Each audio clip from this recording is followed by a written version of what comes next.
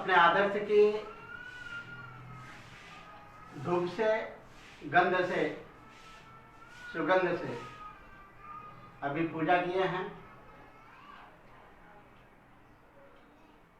हम सब सामूहिक रूप से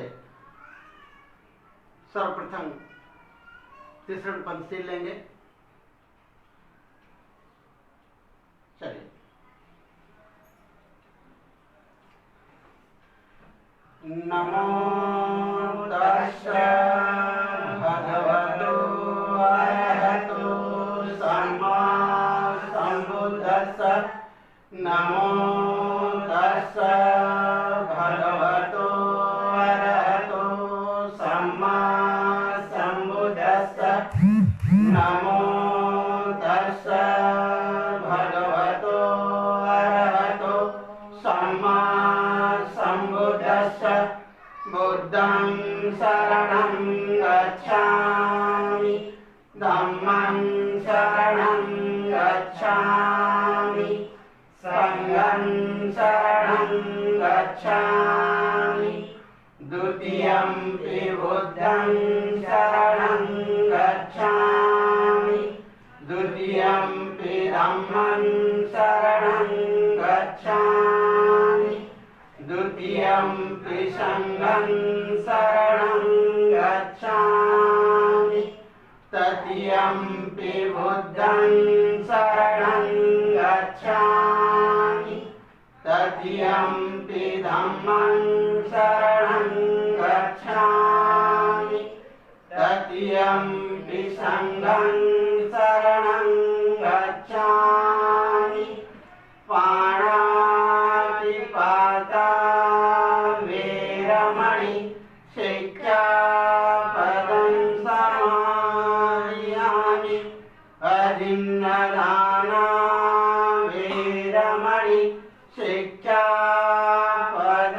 समादयामि। कामेषु मिच्छाचारा वेरमणि शिक्षापदं समादयामि। मूषावादा वेरमणि शिक्षापदं समादयामि। सुरामेरयमज्जपमादधाना वेरमणि शिक्षापदं समादयामि। साधु साधु साधु। अभी हम सभी सामूहिक तीसरण पंचशील आज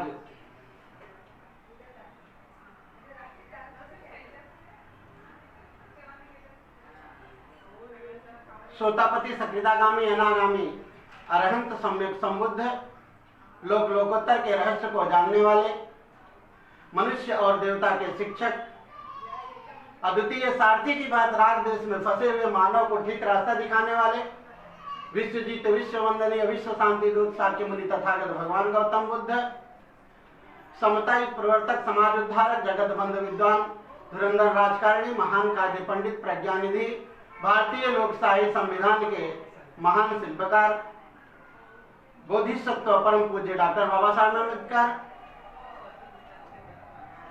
तमाम महापुरुषों को साथ देने वाली पूज्य माता, माता महामाया, माता यशोधरा, माता जिजाऊ, माता सावित्री, माई फूले, माता भीमाई, त्याग मूर्ति, माता रमाई, इन तीनों महान विभूतियों को व इनके द्वारा किए गए धम्म मंगल कार्य को सर्वप्रथम पंचांग प्रणाम।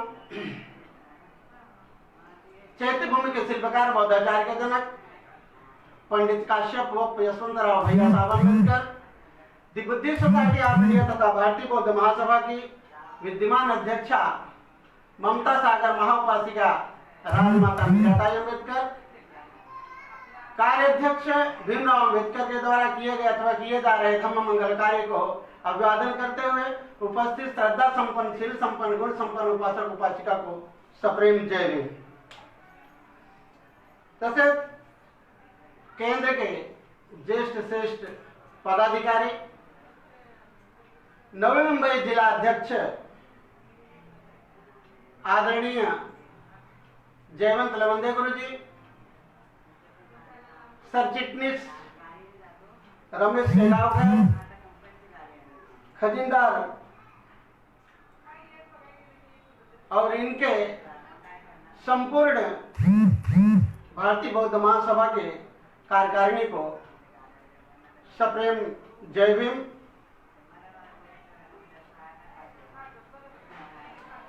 तसेच जिस चैनल के माध्यम से भगवान बुद्ध का मार्ग, भगवान बुद्ध की देशना घर घर तक, जन जन तक पहुंचाया जा रहा है, ऐसा विचार मंच चैनल, इसके संचालक आदरणीय महेंद्र डोंगरे गुरु जी और आदरणीय अजय काटे गुरु जी, इनके द्वारा किए जा रहे सराहनीय कार्य को सप्रेम जय भीम। वैसे ही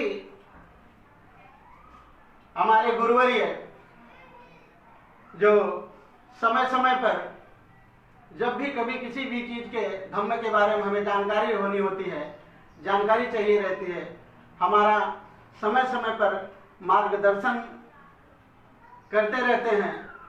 ऐसे गुरुवर्य एमडी सर्वोदय गुरु जी, बीएच गायकवाड़ गुरु जी, अनिल सिद्धदेव गुरु जी, आरटी पवार गुरु जी, अनिता तारामती पवार ताई और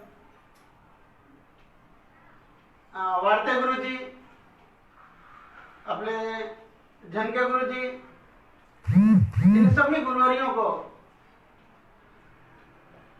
सादर नमो बुद्धाय जय भीम करते हुए अपने विषय की तरफ बढ़ते हैं। आज जो विषय भारतीय बौद्ध महासभा शाखा नवी मुंबई ने हमारे ऊपर जो जिम्मेदारी सौंपी है, उस जिम्मेदारी को निभाने का प्रयत्न करते हैं, आप सबके बीच में आने का प्रयत्न करते हैं। बौद्धों का पवित्र ग्रंथ, बौद्धों का पवित्र ग्रंथ स्रोत जो है वह त्रिपिटक, जिसमें सुत्त पिटक, विनय पिटक और अभिधम्म पिटक। इस सुत्त पिटक में 5 निकाय हैं। इस सुत्त पिटक में 5 निकाय हैं, जिसमें दीर्घ निकाय, मध्यम निकाय, अनुत्तर निकाय, खुद्दक निकाय और अनुत्तर निकाय। इस खुद्दक निकाय में 15 ग्रंथ हैं। इस खुद्दक निकाय में 15 ग्रंथ हैं, जिसमें एक बहुत महत्वपूर्ण निकाय है सुत्त निपात। इस सुत्त निपात में 5 वर्ग हैं। इस सुत्त निपात में 5 वर्ग हैं, जो पूरक वर्ग, चूल वर्ग, महावर्ग और परायण वर्ग और अट्ठक वर्ग। जो पूरक वर्ग है, इस पूरक वर्ग में 12 सुत्त है। पूरक वर्ग में 12 सुत्त है, जिसमें एक सूत्र मैत्री सूत्र, मेत्ता सूत्र अर्थात करणीय मेत्त सूत्र। आज का जो विषय है, जिस विषय पर हम चर्चा करने जा रहे हैं, जिस विषय को हम जानने, समझने और उसका आचरण करने जा रहे हैं, वह विषय है करणीय मेत्त सूत्र। हमारे शास्त्रा भगवान तथागत 500 भिक्षुओं को अरण्य में जाने का आदेश देते हैं। हे भिक्षुओं, तुम सब अरण्य में जाकर के शांति लाभ करो, अरण्य में जाकर के शांति लाभ करो, ज्ञान लाभ करो, अरहत पद को प्राप्त करो। ऐसा सुन भिक्षु 500 भिक्षु तथागत की परिक्रमा कर, आराधना कर वहां से अरण्य में चले आते हैं।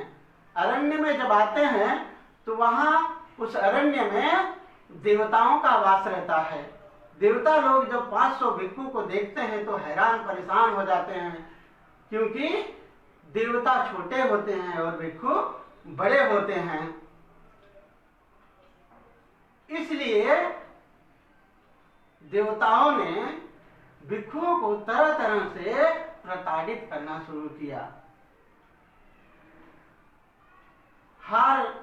थक हार के भिक्षु लोग फिर वापिस वहां से तथागत के पास आते हैं। फिर तथागत उन भिक्षुओं को कहते हैं, भिक्षु क्या कारण है, क्या कारण है भिक्षु जो तुम लोग वापिस आ गए। तब पूरी आप बीती भिक्षु लोग बताते हैं।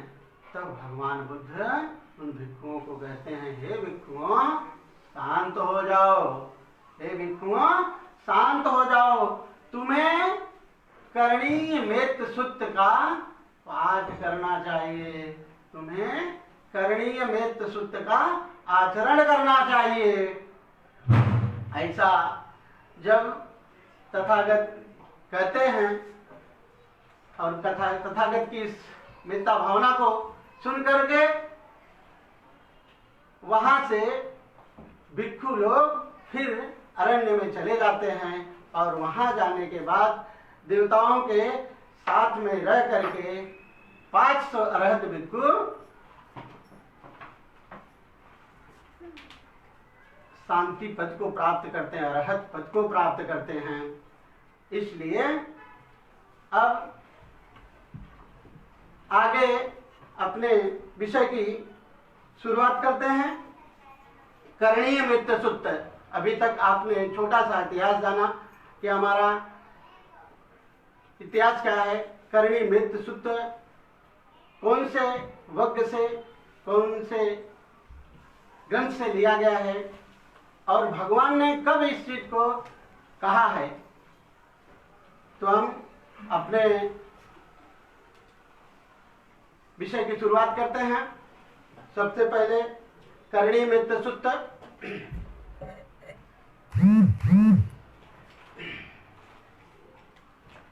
शुरुआत करें, समझा हो गया। उधर बैठ जाओ गुरुजी, जितना होगा उधर बैठ जाओ गुरुजी, उधर बैठ जाओ गुरुजी, बैठ जाओ।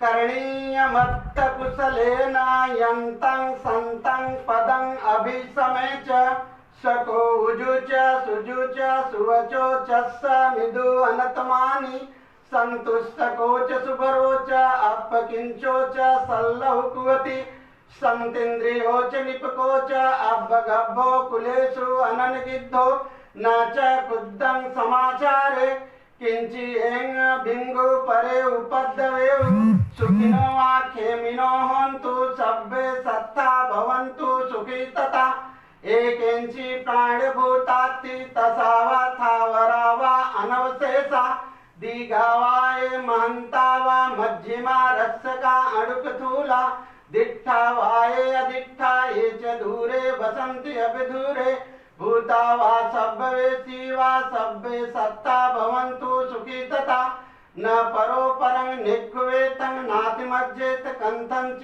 न किंचि व्यारोसना पटिगच्छन्यनाय मध्यस्य दुःखमिच्छेय माता यथा नियं कुत्तं आयुषा एकपुत्तं मनुरक्षे एवं सर्वभूतेषु मानसं भावहे अपरिमाणं उदं अगोचतिर्यच्च अस्सबाधं अवेरं असपत्तं तिडं चरे निशिन्नो आसयानो वा यावतस्य विगतमिद्धो एतं सति अविठेय ब्रह्मा में तं विहारं इदमाहु दिदिच्च अनुगब्भ शीलवा दर्शनेन संपन्नो कामेषु विनय गेधं न हि जातु गब्भ शेय पुनरेतिति।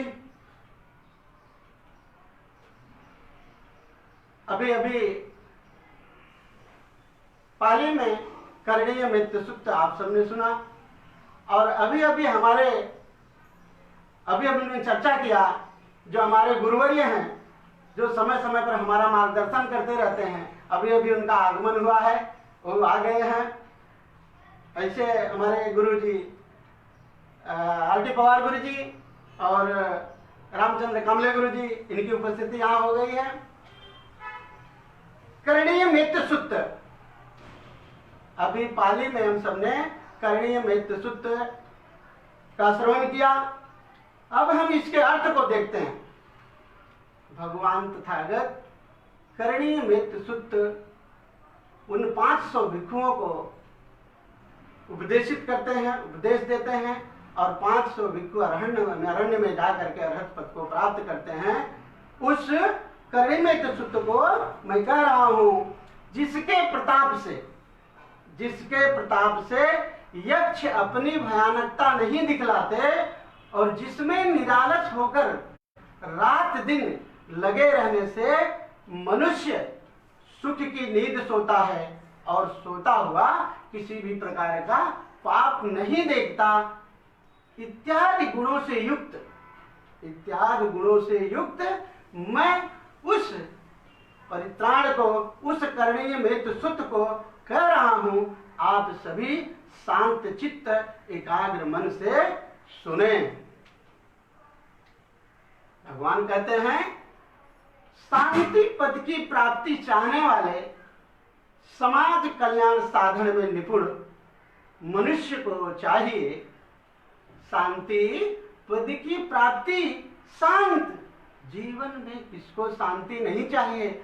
हर व्यक्ति को, हर प्राणी मात्र को जीवन में शांति चाहिए होती है। इसलिए तथागत कहते हैं, शांति पद की प्राप्ति चाहने वाले, समाज कल्याण साधन में निपुण मनुष्य को चाहिए कि वह योग्य बने।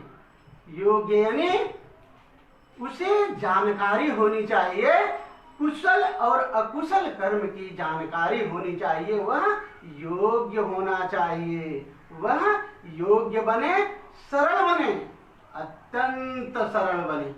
तथागत कहते हैं, योग्य जानकारी होनी ही चाहिए। उसके बाद भगवान कहते हैं, वह सरल बने, सीधा रहना चाहिए, किसी भी प्रकार के दिखावे में न पड़ते हुए मनुष्य को योग्य, सरल और अत्यंत सरल रहना चाहिए। आगे तथागत कहते हैं, वह संतोषी हो। शांति पद की प्राप्ति चाहने वाले, समाज कल्याण साधन में निपुण मनुष्य को चाहिए कि वह योग्य बने, सरल बने, अत्यंत सरल बने। और भगवान क्या कह रहे हैं, उसकी बात मृदु हो, उसकी बात सुंदर हो, मृदु हो, विनीत हो, उसकी बात सुंदर हो। कबीर क्या कहते हैं, वाणी ऐसी बोलिए मन का आपा होए, औरन को शीतल करे आपहु शीतल होए। ये शरीर से ये वाणी जो निकलती है, ये वाणी मीठी होनी चाहिए, सुंदर होनी चाहिए, ऐसी वाणी होनी चाहिए जो सुनने वाले को भी अच्छा लगे और खुद को भी अच्छा लगे। उसकी वाणी कैसी होनी चाहिए, सुंदर होनी चाहिए, मृदु होनी चाहिए। मृदु यानी मीठी वाणी होनी चाहिए, जिससे भी, जिस किसी से भी वो बात करे, वो उसमें अपनापन होना चाहिए, उसकी वाणी मीठी होनी चाहिए। और क्या होना चाहिए, उसकी वाणी मृदु हो, विनीत हो, और मृदु हो, सुंदर हो, विनीत हो। उसकी वाणी विनीत, हमेशा मनुष्य के अंदर नम्रता होनी चाहिए, मनुष्य के अंदर एक प्रकार की अपनापन होना चाहिए। जब भी किसी से हम व्यवहार करते हैं, जब भी हम किसी से एक दूसरे से एक मिलते हैं या व्यवहार करते हैं, तो हमारा व्यवहार जो है, हमारी वाणी जो है, वह सुंदर, मृदु और विनीत होनी चाहिए। और तथागत कहते हैं, मनुष्य को और क्या होना चाहिए, वह संतोषी हो, यानी जितना है उसमें खुशी रहना चाहिए, उसमें ही आनंद मनाना चाहिए। वह संतोषी हो, सहज ही पोष्य हो, सादा जीवन बिताने वाला होना चाहिए। उसके अंदर किसी भी प्रकार का दिखावा नहीं होना चाहिए। घर में तो कुछ भी नहीं है, लेकिन जब बाहर निकलते हैं तो ये सेंट, वो अतर, ये वो दुनियादारी सब कुछ करके भगवान कहते हैं मनुष्य को चाहिए, हे भिक्षुओं, मनुष्य को चाहिए वह चतुर हो। चतुर यानी त्रिरत्न, त्रिरत्न का जानकार होना चाहिए। बुद्ध, धम्म और संघ का जानकार होना चाहिए। जिस व्यक्ति को, जिस भिक्षु को त्रिरत्न की जानकारी होता है, उसे भगवान कहते हैं हे भिक्षुओं, मनुष्य को चाहिए तो वह चतुर हो। चतुर हो, अल्पभाषी हो। आगे तथागत क्या कहते हैं? वह चतुर हो, अल्पभाषी हो, कुलों में अनासक्त न हो। वह चतुर हो, अल्पभाषी हो। जो मर्जी आया वही, जो मुंह में आया वही बोलना शुरू कर दिए। भगवान कहते हैं ऐसा नहीं है। जो भी बोलो नाप तोल के बोलो। कबीर दास की याद आती, फिर कबीर कहते हैं, क्या कहते हैं? वाणी एक अनमोल है, जो कोई बोले जान। कबीर कहते हैं कि वाणी जो है इतनी अनमोल है, ये तुमको मिठाई भी खिला देती है और ये तुमको मार भी खिला देती है। इसलिए कबीर कहते हैं वाणी एक अनमोल है, जो कोई बोले जान। ये तराजू तौल के तब मुख बाहर आने। भगवान कहते हैं उसकी वह चतुर हो, अल्पभाषी हो, उसकी जो जबान है वो कम बोलो, सत्य बोलो। जो है जितना है उतना ही बोलो, ज्यादा बोलने वाला नहीं होना चाहिए। वह चतुर हो, अल्पभाषी हो और कुलों में अनासक्त न हो।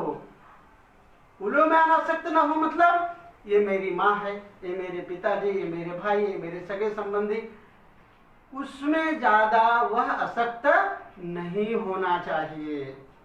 आगे भगवान कहते हैं कि वह कुलों में अनासक्त न हो और इस प्रकार मैत्री करे।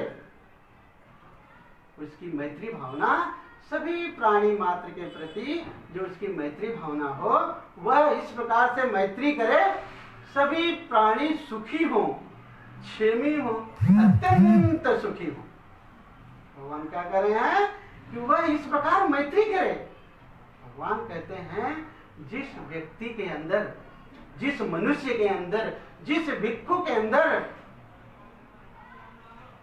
मैत्री भावना का उदय होता है, जो मैत्री भावना से लबालब भरा हुआ होता है, उसे 11 लाभ तथागत बताते हैं।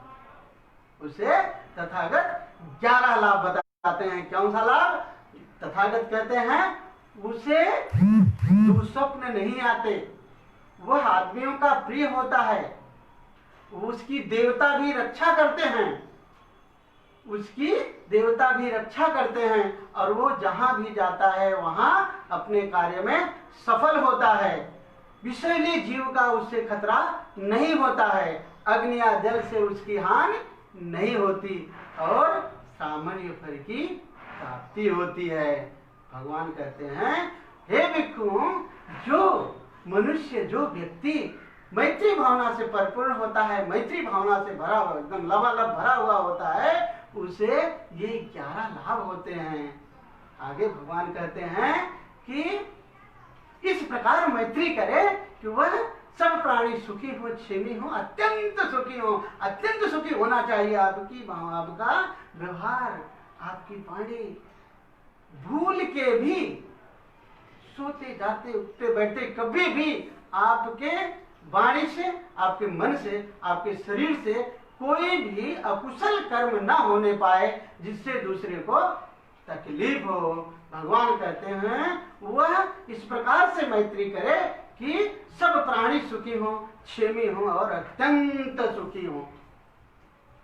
आगे भगवान कहते हैं जंगम या थे, दीर्घ या महान, मध्यम या हर्ष, अणु या स्थूल, दूरठ या निकट, उत्पन्न हो चुके या उत्पन्न होने वाले जितने भी प्राणी हैं, भगवान कहते हैं चाहे वो पृथ्वी के अंदर हो, पृथ्वी के ऊपर हो, आकाश में हो, बीच में हो, पैदा हुआ हो, नहीं पैदा हुआ हो, अंडज हो, पिंडज हो, कोई भी ऐसा प्राणी हो, सबके प्रति असीम प्रेम भाव बढ़ाएं, सबके प्रति असीम प्रेम भाव बढ़ाएं, किसी से किसी का अपमान न करें। हमें हमेशा सुबह के दिनचर्या के बाद जब हम घर से बाहर निकलते हैं तो हमें हमेशा हमारे व्यवहार में ध्यान होना चाहिए, किसी भी प्रकार से किसी का भी अपमान न होने पाए। और भगवान क्या कहते हैं, किसी की बुराई न करें। कुछ लोगों की, महिला हो या पुरुष हो, उनकी शुरुआत ही बुराई से होती है। सुबह हो गया तो उनकी एक दूसरे से मिले नहीं की बुराई शुरू। भगवान कहते हैं किसी की बुराई नहीं करनी चाहिए। और भगवान क्या कह रहे हैं, बैर या वैमनस्य की भावना से, बैर या वैमनस्य की भावना से किसी के दुख की इच्छा न करें। अगर आपका किसी से दुश्मनी है, किसी से बैर है, तो कभी भी उसके दुख की कामना न करें। जाओ, तुमने हमारा नुकसान किया ना, तुम्हारा पैर टूट जाएगा। तुमने हमारे बच्चे को मारा ना, तुम्हारे बच्चे का आंख फूट जाएगी। भगवान कहते हैं बैर और वैमनस्य की भावना से किसी के दुख की इच्छा न करें। आगे क्या करें भगवान, माता जिस प्रकार से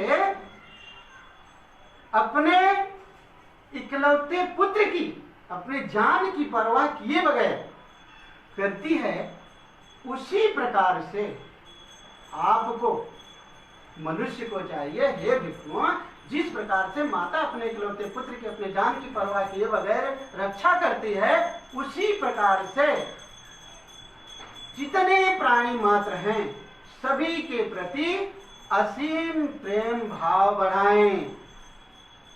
असीम, जिसकी कोई सीमा नहीं, ऐसा प्रेम भाव बढ़ाएं। भगवान कहते हैं, बोधचर्या अवतार में तथागत कहते हैं, हे भिक्षुओं, चित्त को अकुशलता की ओर लेके जाने वाले 25 दोष हैं। कितने दोष? 25 दोष तथागत बताते हैं। कहते हैं भिक्षुओं, जो आपका ये चित्त है, इसकी आपको रक्षा करनी चाहिए, इसकी आपको रक्षा करनी चाहिए। और इसकी रक्षा करने के लिए आपको आपके अंदर चित्त को जो कुशलता की ओर लेके जाते हैं, वो 25 दोष को मारना पड़ेगा, हटना पड़ेगा, खत्म करना पड़ेगा। कौन से 25 दोष तथागत बताते हैं? क्रोध, डाह, दूसरों की प्रति बुरी भावना, घृणा, ईर्ष्या, मात्सर्य, माया, सठता, शिथुलता, झगड़ालूपन, अहंकार, अपने आप को बड़ा समझना, मद, प्रमाद, आलस्य, नंदी, द्वेष, रस्सा निमित्त, बुरी मित्रता, रूप, शब्द, गंध, स्पर्श, 25 दोष भगवान बताते हैं। भिक्षुओं, तुम्हें इसे हटना होगा, इसे आपको खत्म करना होगा। क्योंकि आपको भगवान क्या कर रहे हैं, जिस प्रकार से माता अपने पुत्र की, अपने जान की परवाह किए बगैर करती है, वैसा आपको सारे संसार के प्रति असीम प्रेम भाव बनाए रखना पड़ेगा। तथागत अक्सर 3 प्रकार का उदाहरण देते थे। तथागत अक्सर 3 प्रकार के उदाहरण देते थे। एक इकलौते पुत्र की मां का, और दूसरा काना व्यक्ति जिसकी एक आंख हो, और तीसरा टिटिहरी पक्षी। तथागत अपने धम्म देशना में अक्सर ये 3 प्रकार का उदाहरण देते थे कि जिसकी एक आंख है, अगर उसे आप काना कर दीजिए तो फिर तो गड़बड़, फिर गड़बड़ हो गई। क्योंकि उसे इसकी एक आंख से इस खूबसूरत संसार को देख रहा है। वो सोचता है, विचार करता है कि मेरी एक ही आंख है, और अगर कहीं हमारी दोनों आंख होती तो मैं इस खूबसूरत संसार को कितना देख पाता। इसलिए वह अपने एक आंख की हमेशा रक्षा करता है, इतना तत्पर रहता अपने एक आंख के प्रति। भगवान कहते हैं आपको इस प्रकार से पूरे संसार के जितने भी प्राणी मात्र हैं सभी के प्रति असीम प्रेम भाव बनाए रखना है। ये भिक्षुओं, तीसरा भगवान क्या कहते हैं, टिटहरी पक्षी जब बादल में गड़गड़ाहट होती है, बारिश और वर्षा आने वाली होती है, तो टिटहरी पक्षी क्या करती है, वो घूम घूम के चिल्ला चिल्ला करके एकदम शोर मचाने लगती है। और शोर मचा मचा के क्या करती है, जहां उसका बच्चा रहता है, जहां उसका अंडा रहता है, वहां आकर के वो उल्टा होकर के ऐसा दोनों पांव ऊपर करके बैठ जाती है। वो क्या सोचती, तू गिरेगा तो मैं संभाल लूंगी। क्या सोचती हो, वो इतना प्यार करती है अपने बच्चे को, इतना प्यार करती है कि अगर बादल भी ऊपर से गिरता है, निसर्ग कुछ भी आपद विपत्ति निसर्ग की आने दो, हम सबको संभाल लूंगी। भगवान कहते हैं इस 3 प्रकार का उदाहरण दे करके अक्सर मैत्री भावना की बात भगवान करते थे। करणीय मैत्र सूत्र के इस पद में भगवान कहते हैं कि संसार में जितने प्रकार के जीव हैं सभी के प्रति आपको असीम प्रेम भाव बढ़ाए रखना है, बनाए रखना है। आगे भगवान कहते हैं ऊपर नीचे तिरछे सारे संसार के प्रति, ऊपर नीचे तिरछे सारे संसार के प्रति असीम प्रेम भाव बढ़ाए। इतना ही नहीं, ऊपर नीचे तिरछे सारे संसार के प्रति असीम प्रेम भाव बढ़ाए। आगे भगवान क्या कह रहे हैं, हे भिक्षुओं, बैठे हुए, चलते हुए, लेटे हुए जब तक जागृत रहें, बैठे हुए, चलते हुए, लेटे हुए जब तक जागृत रहें, तब तक इस प्रकार की मैत्री भव स्मृति बनाए रखें। भगवान कहते हैं जिसकी इंद्रिय, इंद्रिय यानी नाक, कान, मुंह, जबान, बाणी, जिसकी इंद्रिय शांत होती है, भगवान कहते हैं उसकी इंद्रिय शांत हो, उसकी इंद्रिय शांत हो। जिसकी इंद्रिय शांत होती है वह विश्व में कहीं भी किसी भी कोने में बिना भय के, बिना डर के विचरण कर सकता है। हे भिक्षुओं, तुम्हारी इंद्रिय शांत होनी चाहिए। कैसी होनी चाहिए, भगवान कहते हैं गाथा में, चक्षुना समरो साधु साधु सोतेन संवरो, गाने संवरो साधु साधु जीवाय संवरो, कायेन संवरो साधु साधु वाचाय संवरो, मनसा संवरो साधु साधु सब्बथ संवरो। जिस व्यक्ति का, जिस मनुष्य का आंख संयमित है, कान संयमित है, जबान संयमित है और इसके साथ साथ पूरा शरीर संयमित है, वह क्या होता है, सब दुखापमुच्यति। हे भिक्षुओं, वह सभी दुखों से मुक्त हो जाता है। आगे भगवान कहते हैं, क्या भगवान कह रहे हैं कि खड़े हुए, चलते हुए, बैठे लेटे अथवा जब तक जागृत रहें तब तक इस प्रकार की मैत्री भव स्मृति बनाए रखें। इसी को क्या कहते हैं, ब्रह्म विहार कहते हैं। भगवान क्या कह रहे हैं, इसी को ब्रह्म विहार कहते हैं, यानी करुणा, मैत्री, मुदिता और उपेक्षा वाला होना चाहिए। जिस घर में करुणा, मैत्री, मुदिता और उपेक्षा का वास होता है, जिस व्यक्ति में वास होता है, उसे ब्रह्म विहार कहते हैं। इसे क्या कहते हैं, ब्रह्म विहार कहते हैं। भगवान आगे भी कहते हैं कि हे भिक्षुओं, सल्लेख सूत्र में भी भगवान ने इस चीज को कहा है, भिक्षुओं, तुम्हें अपने मन को वश में करने के लिए अभ्यास करना चाहिए। तुम्हें अपने मन को एकाग्र करने के लिए, अपने मन को सुधारने के लिए तुम्हें अपने मन को निर्मल बनाने के लिए निश्चय करना चाहिए। कैसे निश्चय होना चाहिए? लोग चोरी करें, मैं चोरी नहीं करूंगा। लोग झूठ बोले, मैं झूठ नहीं बोलूंगा। लोग चुगली करें, बकवास करें, सत्य मार्ग पर न हो, मैं इन सब से विरत रहूंगा। भगवान कहते हैं, हे भक्तों, तुम्हें इसका अभ्यास करना चाहिए। चाहे दूसरे लोग चोरी करें, मैं चोरी नहीं करूंगा। चाहे दूसरे लोग श्रेष्ठ जीवन व्यतीत ना करें, मैं श्रेष्ठ जीवन व्यतीत करूंगा। चाहे दूसरे लोग झूठ बोलें, चाहे दूसरे लोग चुगली करें, कठोर बोले, व्यर्थ बकवास करें, मैं इन सब से दूर रहूंगा। और भगवान क्या कर रहे हैं? सत्य के विषय पर, चाहे वे सत्य के विषय पर गलती पे हो, मैं सत्य के विषय पर गलती पर नहीं होऊंगा। चाहे दूसरे लोग आलस्य तंद्रा युक्त होंगे, मैं आलस तंद्रा मुक्त होऊंगा। चाहे दूसरे लोग उद्धत स्वभाव के होंगे, मैं उद्धत स्वभाव का नहीं होऊंगा। चाहे दूसरे लोग क्रोधी हो, ढोंगी हो, ईर्ष्यालु हो, कंजूस हो, लोभी हो, ढोंगी हो, ठग हो, वंचक हो, बाधक हो, उद्धत हो, दुशासी हो, मैं इन सब से दूर रहूंगा। फिर तुम्हें इस प्रकार का अभ्यास करना चाहिए। हे भिक्षुओं, तुम्हें इस प्रकार का अभ्यास करना चाहिए। भगवान आगे क्या कर रहे हैं कि ऐसा नर, ऐसा व्यक्ति किसी भी मिथ्या दृष्टि में न पड़े, किसी भी मिथ्या दृष्टि में न पड़े, शीलवान हो।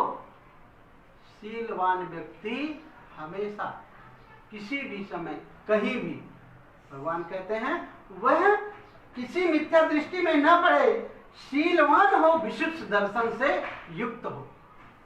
जो व्यक्ति शीलवान होता है, विशुद्ध दर्शन से युक्त होता है, भगवान कहते हैं उसे समाधि लाभ होता है, उसे समाधि लाभ बताया है भगवान ने।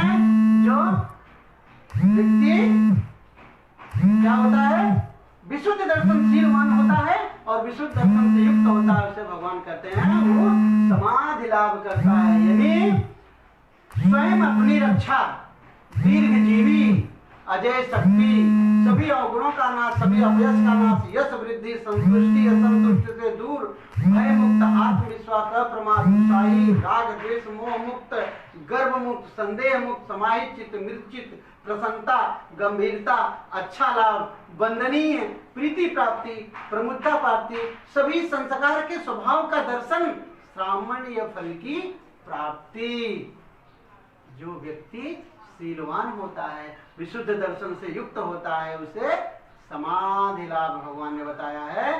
तथागत कहते हैं, हे भिक्षु, तुम अरण्य में जाओ और इस मेत्ता भावना, इस करणीय मेत्त सुत्य का अभ्यास करते हुए जाओ। आगे भगवान क्या कह रहे हैं कि ऐसा नर किसी मिथ्या दृष्टि में ना पड़े, शीलवान हो, विशुद्ध दर्शन से युक्त हो, काम तृष्णा का नाश कर, काम तृष्णा का नाश कर पुनर्भव से मुक्त हो जाता है। तृष्णा, कबीर कहते हैं कि ये तृष्णा, आशा तृष्णा न मरी, मरी गए शरीर। इस शरीर कितनी बार आया और कितनी बार गया, लेकिन आशा और तृष्णा जस की रह गई, वो जाने का नाम ही नहीं लेती। भगवान कह रहे हैं कि ये शरीर कितनी बार आई, कितनी बार गई, लेकिन आशा और तृष्णा जस की तस है। यहाँ क्या कह रहे हैं कि काम तृष्णा का नाश कर पुनर्भव से मुक्त हो जाता है। ऐसा व्यक्ति काम तृष्णा का नाश करके पुनर्भव से मुक्त हो जाता है। भगवान तथागत इन शब्दों में भिक्षुओं को करणीय मेत्त सूत्र का आह्वान करके भिक्षुओं को बताते हैं, भिक्षु लोग बताते हैं और सम अपना अरहत पद को प्राप्त करते हैं। इन्हीं शब्दों के साथ आज का करणी मित्र सूत्र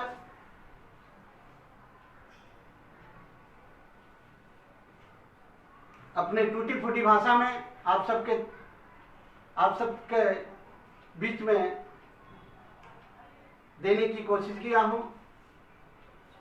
मैं नवी मुंबई जिला अध्यक्ष लवंडे गुरु जी को आभार व्यक्त करता हूं, जिन्होंने मुझे इस योग्य समझा जो डॉक्टर बाबा साहब अम्बेडकर का और भगवान बुद्ध के मार्ग को, उनके धम्म देशना को विचार चैनल के माध्यम से जन जन तक, घर घर तक पहुंचाने का कार्य किया। इन्हीं शब्दों के साथ एक बार फिर अपने सभी देश श्रेष्ठ गुरुवरियों को सादर नमो विद्याय जय भीम करते हुए अपने वाणी को विराम देता हूं। साधु साधु साधु शरणत्य लेकर के अपने कार्यक्रम की समाप्ति करते हैं। नाथि में शरणं अयं बुद्धो में शरणं वरं एतेन सत्यवचेन होतु मे जयमंगलम्।